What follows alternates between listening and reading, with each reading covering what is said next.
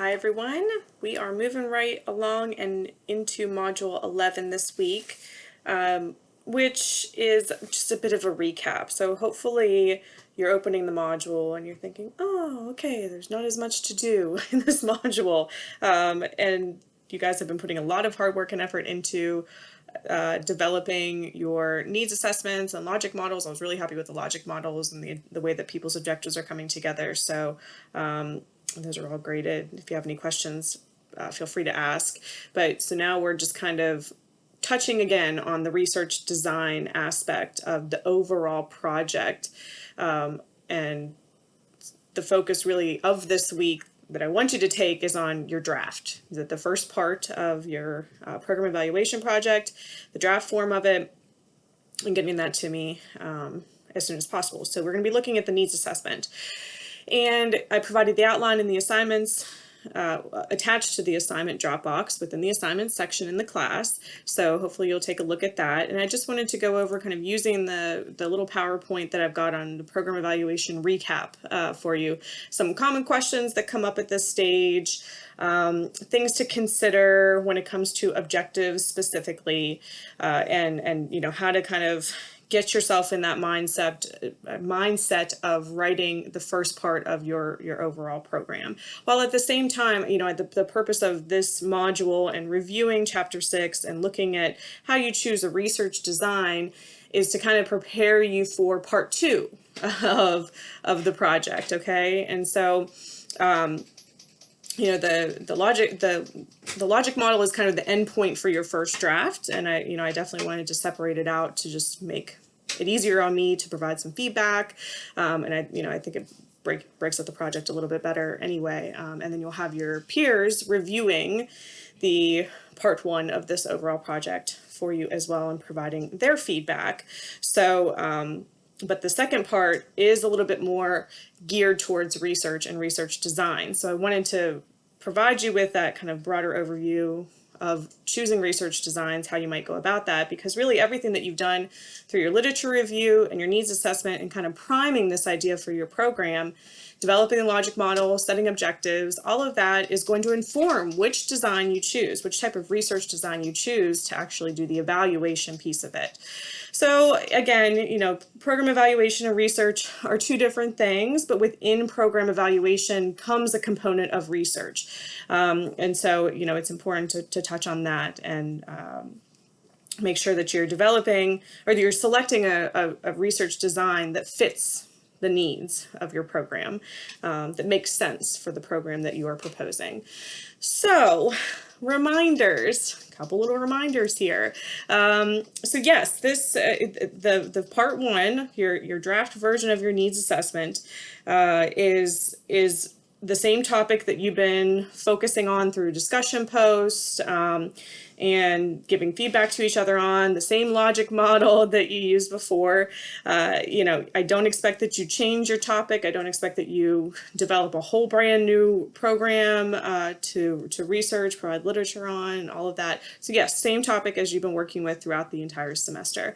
No, it's not a research project, meaning that you know, for those of you, I give feedback in general to everybody, I think, but if I'm not getting a clear understanding of the counseling intervention, then that's been some feedback that I've provided to some of you. So there has to be a focus in some place, in some way, shape, or form within the overall program that you're proposing and developing. There's got to be a focus on counseling. So this is not just like proposing a research design, going out and doing a survey, getting all the information in and developing like a research, like a research analysis, like the research articles that you've been analyzing, right? So the research piece of it is a smaller component of the larger picture, but it all needs to be focused around some type of counseling intervention that you're putting into place for your population. For the draft itself, yes, it's got to be typed out in paragraph format. Use the outline. Use some of those as headers in the appropriate way according to APA 7. Use the rubric. So the way that I grade this paper and the way that I'm going to give you feedback is by using both the outline to make sure you're hitting the key areas in terms of how to write the paper itself. And then the rubric is the content piece of it. I want to make sure you're getting all the content within the paper as well. The rubric that you're going to see, again, it covers the entire paper. So just focus on the in the rubric and the categories, the criteria up to the logic model aspect of it, logic model and objectives. That's all I'm looking for the first draft. So hopefully that's not terribly confusing, but again, I want you to know what's coming up. I don't want it to be a surprise of what's coming up next. And yes, it's all hypothetical. For some of you that have the opportunity to be kind of talking about this and framing it in a way that translates to the work that you're currently doing, your current places of employment, fantastic. For those of you that aren't working somewhere that would that you can connect the program evaluation to, that's completely fine. Either way, it's all hypothetical. There's no actual implementation of these programs within this class. Of course, you can if you want, if you have the support for that. So the logic model, everybody provided me, pretty much everybody I think provided me with a nice little graphic. So it should be a graphic. Use the tools in Microsoft Word to get the graphic up there. So you can get it in the correct format. Remember, at the minimum, it's got to include the inputs, the activities, and the outcomes of the overall program. Being specific and using bulleted points, right? So I don't need paragraphs within your logic models. Just a simple overview of what things you're going to be putting into the program, how many participants, the stakeholders, your role, different activities that are going to be performed. That's the counseling intervention piece generally. So how many counseling sessions are being provided to group A versus group B, what type of counseling interventions are being proposed and used. The outcomes are what's expected from all of it. Outcomes can be short-term, intermediate. They can be long-term outcomes if you feel like there's a long-term goal for your program or implementing your program. So everybody's logic model is going to look different. I think you probably saw that when you're reviewing each other's discussion posts a couple weeks ago, and that's how I would expect it. Everybody's proposing a different program, so the fact that there's variance within logic models makes sense and is good. But overall, you want to have those three main categories within your logic model. Remember that in addition to the graphic, an actual graphic, you're going to have to include the narrative after the model. I want that to be the area where you explain the logic model. You explain what's going into your program that you're proposing, and then including the objectives within that. And remember, there's a difference between goals and objectives, right? So there's goals of the projects. That's very generalized, what you hope your overall outcome might be. Objectives are very specific, and we have specific objectives within program evaluation because we have to be able to identify at the earliest stages what we're going to be measuring in terms of change, or what our expected change and the outcome might be. So those objectives have to be a bit more concrete. They can't be kind of wordy and flowy and hypothetical, not I hope that participants will be happier. Fantastic. That's like a goal. An objective would be concrete, that, the participants will proceed through a 3-month training program on cognitive behavioral therapy for anxiety, and this is the outcome that I expect at the end of it. So objectives are very specific. Remember to use the SMART format, simple objectives. If you get too much within one objective, then it's probably time to break it out into 2 different objectives. The limit, the minimum I would want you to have to get any kind of points would be 1 objective within the paper. Hopefully you want to get full points in that category. And so you would have more than 1 objective, 3 objectives ideally. But if you need to have more than that, that's completely fine too. You just don't have to give like a laundry list of 10 objectives for 1 program. They have to be measurable. Again, you might be referencing how percentage of change and the outcome. If you're thinking that like 75% of participants will experience some change in their behavior at the end of your program, fantastic. Being realistic is important as well. While we would hope that when we implement programs that 100% of people are going to benefit from that program, and everybody's going to benefit in the same way at the same level, not necessarily realistic. So keep it in a realistic frame. And then time frame can be important too when you're developing your objectives, just so the reader, me, and if we're doing this in real life, your stakeholders or people that might be supporting your funding for whatever program that you're putting into place, so that they know that whatever program it is that you're proposing is time limited, that you've thought about that, that you have narrowed down the population to a reasonable size, you've thought about age ranges, identity categories, demographics, regions, interventions that you're going to be proposing, and also the timeline, that you're not just kind of leaving it open-ended and, well, I'm just going to start this project and it's going to continue on forever. So it's important to make sure that you are including the time frame. And even if you're going to be doing like a short-term program and then reevaluating a year later, that's where you would see different objectives coming into play, right? So the short-term program would be, an objective would be set for whatever the short-term program is, and then a separate objective for if you're doing like a long-term post-program follow-up, like let's say a year after after participants have completed the program.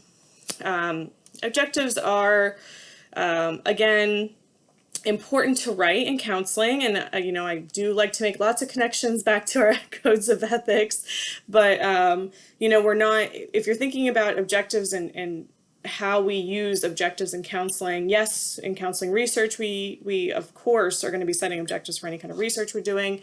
In program evaluation, absolutely, we're setting objectives. In counseling and kind of the clinical work that's being done, guess what you're doing? You're setting objectives for your clients. We do talk about those as being goals, but really when we're thinking about developing treatment plans and developing actual goals for clients, the objectives that we hope to meet, if we're thinking about it in that kind of scope, there might be long-term, kind of more broad goals, there might be short-term, more concrete goals. And so it's important to learn how to effectively write an objective, because that goes into the documentation that you're going to be providing for every client, right, that you're working with. So, oh, sorry, I forgot to mute my phone. Darn it. Okay. So I provided an example for you of objectives. If you have any questions on that, let me know. And that's usually one place, especially with the draft, that I'll provide some concrete feedback on. Another kind of important note about the draft is that I will go back to the feedback that I gave you in your draft version when I'm grading the final paper to make sure that changes were actually made. And of course, if you have any questions once I give feedback, you can reach out to me and schedule office hour times, whatever works. When you are thinking about the evaluation design, okay, so this is kind of moving into the other parts of your overall program evaluation, right? So remember, the first draft that you're going to be providing just kind of ends with the logic model and the objectives that you're developing. But when you're thinking about the design of the evaluated piece, so anytime anybody's doing a program evaluation, you're not just going to be kind of implementing a program that you have developed with the help of stakeholders, by doing a literature review, by looking at the population that you want to work with, by seeing what's missing, what needs are not being met for that population of individuals. But you're going to be evaluating not the finality piece of it, right? That's research saying, yes or no, this did or did not work. You're going to be seeing how it works as you're going through the process. And so the type of design that you're going to be implementing really depends on the overall program that you're proposing.